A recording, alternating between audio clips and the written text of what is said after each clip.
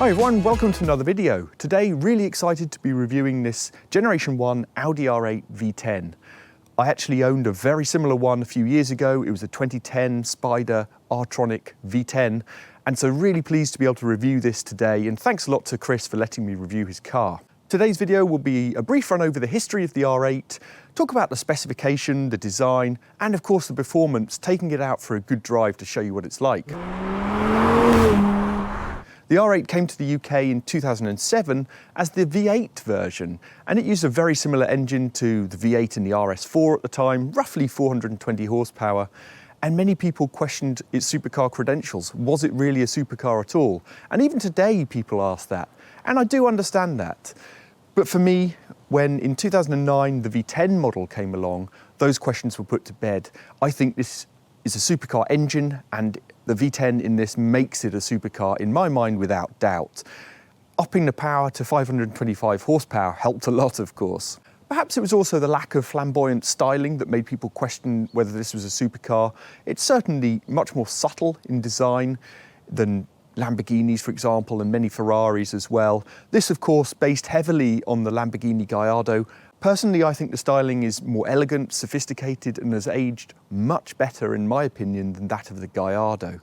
So whilst it may be divisive, I think it looks great.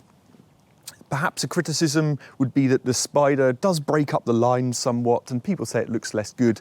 I do agree with that. The other factor, of course, with the Spyder is that you don't get the glass here to show off that lovely V10 engine, because that's where the roof mechanism goes. But that said, I think with the roof down, this car looks absolutely brilliant. And of course, you have open air driving and access to that epic V10 engine. So despite the 100 kilogram weight penalty and perhaps slightly subjectively less good design with the roof up, I think that trade-off is more than worth it for those reasons. Access to that V10 engine in this just makes it for me. So for me, I'd pick the Spyder every day. As I said, this shared many of the underpinnings with the Lamborghini Gallardo of the time. This is built around Audi's aluminium space frame chassis, aluminium body panels, and four-wheel drive. All Audi R8s were quattro with a Torsen center diff, which I'll talk about a bit more when we take it out. There were some unique styling features introduced on the R8. It was the first car, actually, production car, to have LED running lights. We now see those everywhere. It also, of course, on the coupe had the famous blade, which you could get in different colours as well as carbon. This car had some nice additional extras: carbon mirrors, optional wheels. They did come with carbon ceramics as an option. These are on steels. And of course, reasonably practical for a supercar, because you've got a decent size front boot there.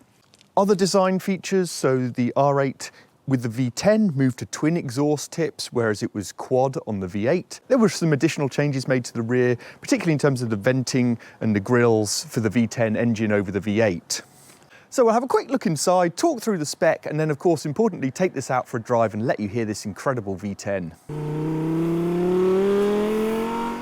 The inside styling did come in for some criticism as well, for not feeling quite special enough for a supercar.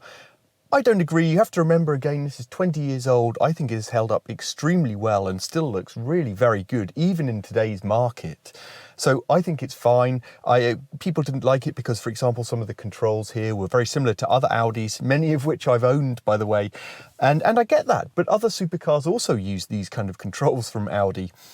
They work very well. I'm a big fan of Audi interiors. They're ergonomically well designed, function well, stand the test of time extremely well. So for me, it's all good. Obviously, the technology is dated, no touchscreen, and this is clearly dated. One comment on this is, you know, I'm not particularly short. I'm about 6 foot, and you have to reach quite a long way to reach this. I do wonder if people who are a little bit shorter perhaps struggle to reach these.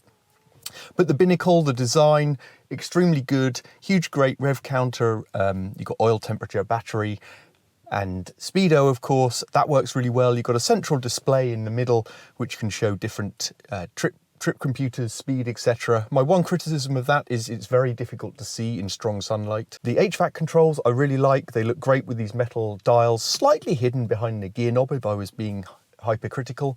This, of course, is a 6-speed R8 automated manual. You could get a 6-speed manual gated transmission. Probably a bit more desirable, well, definitely a bit more desirable. We'll talk more about this gearbox when I'm out driving, because I think it gets a really bad reputation, perhaps unfounded to a point.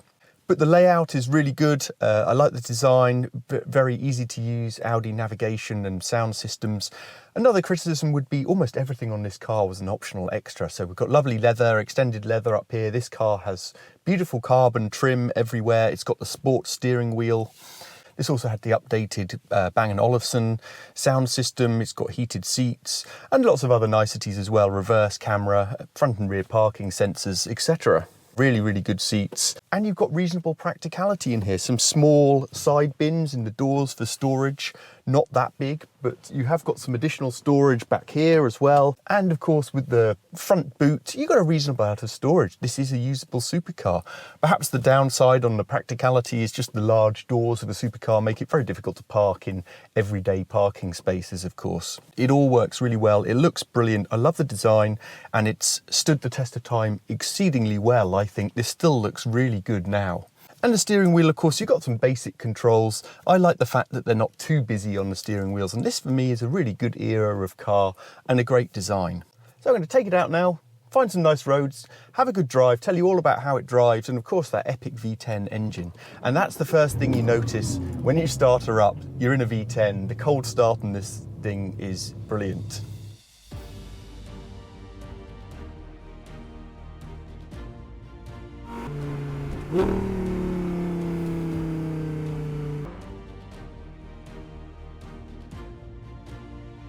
So pulling away, I mean, this is a really easy supercar to drive. It's very user-friendly.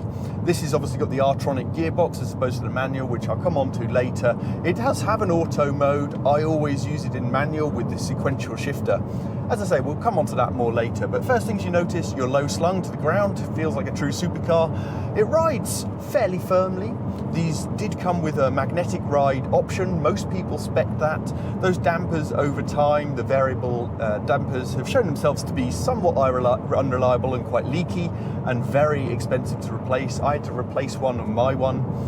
This has been swapped out for passive dampers. It rides fairly firmly, but as you'd expect from a supercar, and certainly not uncomfortable. I think it's a very good balance. The magnetic ride, I suppose, let you have it perhaps a little bit more comfortable and softer than you might otherwise have in a passive setup on a car like this.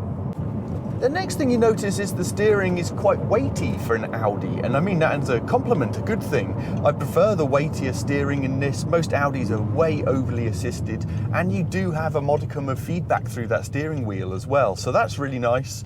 But the main thing you notice is the engine, of course. Audi launched the R8 with a V8 in 2007, the same V8 that was in the RS4, around about 420 horsepower or something, and it was no slouch. It still did 0 to 60 in about 4.5 seconds.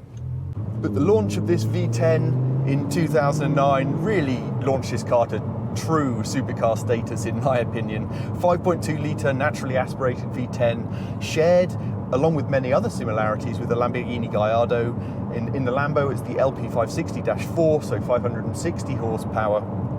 This was 525 horsepower and about 530 Newton meters. High revving engine. It is effectively just a detuned version of that Gallardo engine. And they did do more powerful versions. I think the GT two-wheel drive, much lighter, had about 560 or so horsepower. And of course, fundamentally, the same engine has gone to over 600 in the Gen 2 V10 Plus. But having said all that, you do not feel shortchanged with 520 horsepower in this. You won't get this and think it lacks power. I'd always want more, but it's still pretty powerful. And it's the engine that really dominates this car. I think it really dictates its character, and we'll talk more about it when we get on some better roads.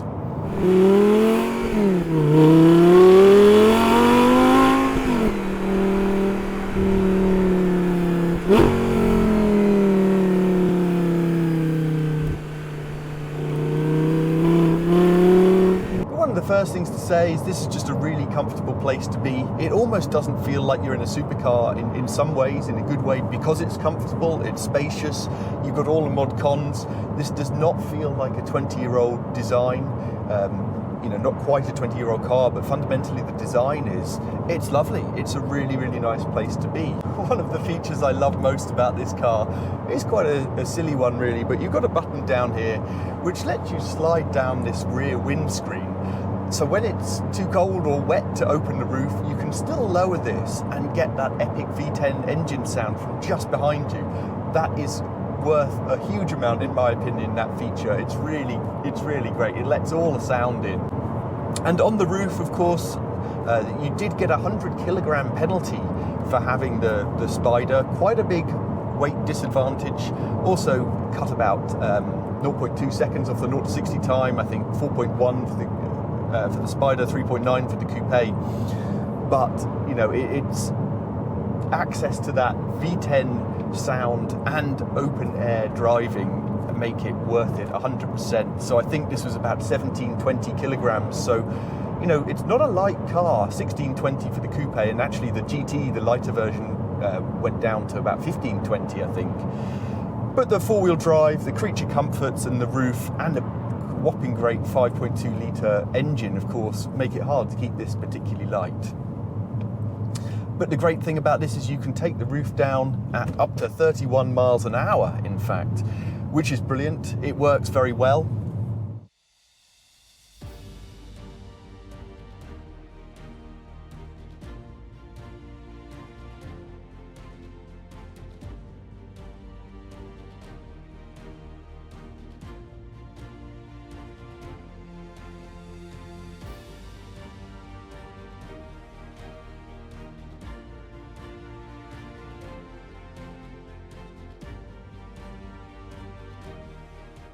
Coming on to some twistier stuff now.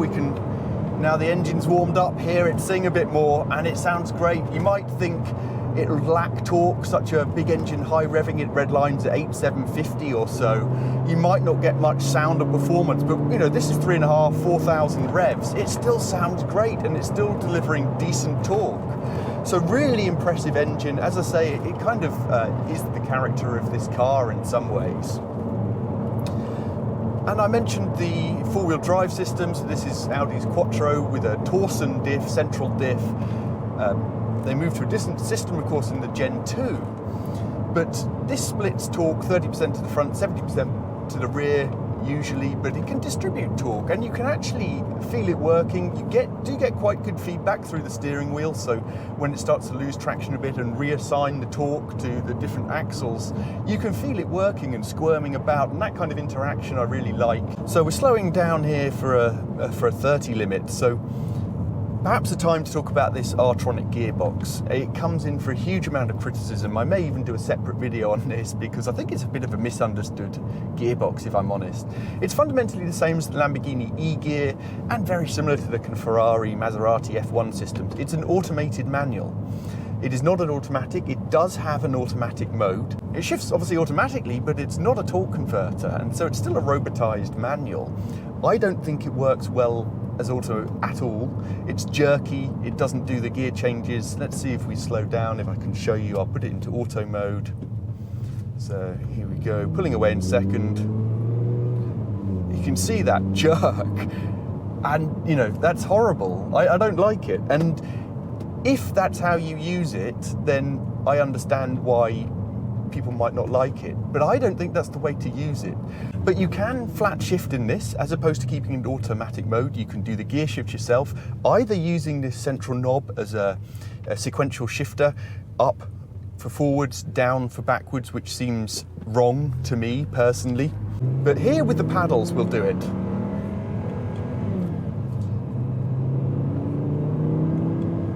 And again, you can see we've still got that big jerk right on the paddles. Now I like using the shifter, shifting sequentially, but not only that, you need to lift off, in my humble opinion, to get the best out of this gearbox. It needs to be treated as a robotized manual. It's fundamentally a manual gearbox just with a robotized clutch. And if you do that and you drive it like it was a manual, I think it's great. It's engaging. And I really like it. So let me show you, you know, we're down into second and we'll shift up and listen to this engine, lift off, change gear, and that's smooth, right? And you're just driving it like you would a manual, but with a sequential shifter and no clutch pedal, right? That's being done for you. So I like it. I think it's a really bad name. The other thing it gets a bad name for is the clutch packs can wear. You can make them last a lot longer by not Not using the auto mode I think helps, but also not doing too many low speed maneuvers. It'll drag the clutch when you're cruising at 10 miles an hour in second gear, so shift it into neutral. There are things you can do to help extend the longevity of the clutch packs in these. This has actually had new clutch packs at great expense, as you can imagine, just a few months ago, so no worries here. Some bumpy roads here, hard on the brakes, excellent brakes, good feel, extremely responsive. These are steels. You could get them with a ceramic option, I believe, but these work really nicely. No criticism there. So I said these are only 525 horsepower. They're not the quickest car. A 4-second-ish 0 to 60 time is very respectable, but the goalposts have moved over the last few years since these cars came out. All that said, you get one of these V10, only 525 horsepower, you're not going to feel shortchanged with the performance. So let me just show you, down to second gear.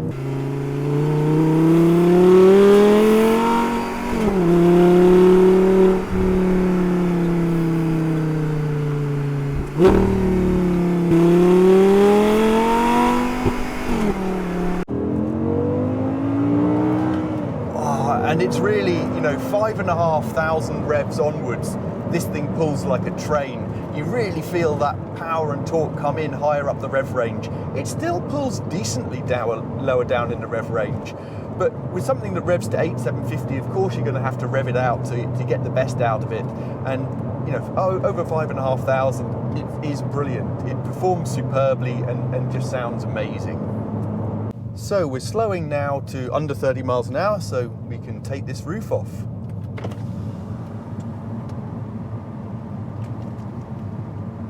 Show you how this works. For the era, I think this is a pretty fancy roof. It does relatively quickly. The fact that you can do it at 30 miles an hour is superb, of course.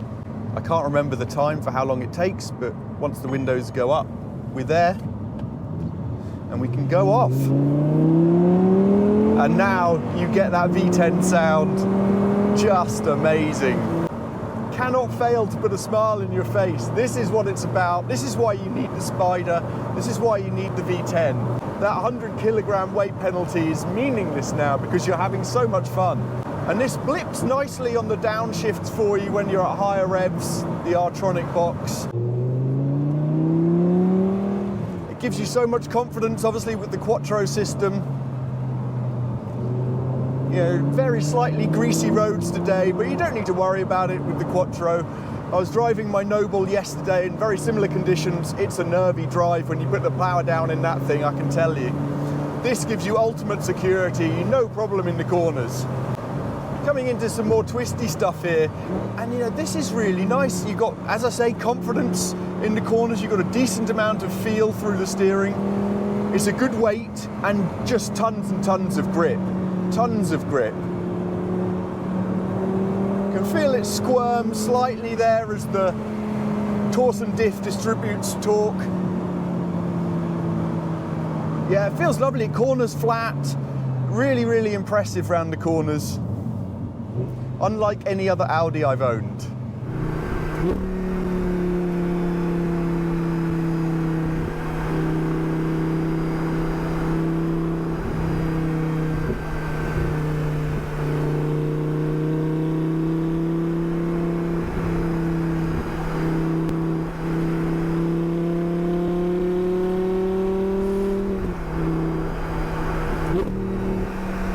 So overall, I think this is an absolutely fantastic car. It certainly feels every bit the supercar, and I think it's a supercar legend in its own right, in particular for having this V10, and I think it's a superb buy. You can get these now, V10, 40-ish thousand pounds. I mean, what incredible value. How have they depreciated that much? I think they're the bargain of the century almost. I mean, if you think about comparable other cars, Ferrari 360, for example, I mean, they start at what, 50-ish? A much older car, the 360, of course, and only 400 horsepower. So not the same performance, and as I say, just much older. If you're looking at a comparable Ferrari, I suppose the F430 is a decent comparison. Obviously a V8, but 490-ish horsepower, similar kind of performance to this. They're mid to high 50s starting point. And if you want the Lamborghini, well, you can get a 5-litre Gallardo. for what, maybe kind of mid-50s or 50-ish, probably a bit more. But those have the less reliable 5-litre V10. And if you want the 5.2, the LP560, I mean, you're looking at 70 grand for one of those. I mean, that makes this just look immense value. So I think everyone should go out and buy one. I can't see these depreciating that much more. I have, however, said that for a little while. I do still think they've got potential to appreciate slightly just because of the rarity of a V10 and the incredible value that they are at the moment. Who knows, maybe I'm wrong, but I think everyone should experience these while you still can. Fantastic car. It's really made me wish that I kept mine longer, but that's life. Thanks again to Chris. Really interested to hear your thoughts if you've owned one, driven one, or lust after one. Let me know in the comments. Thank you very much for watching, and I'll be back with more videos soon.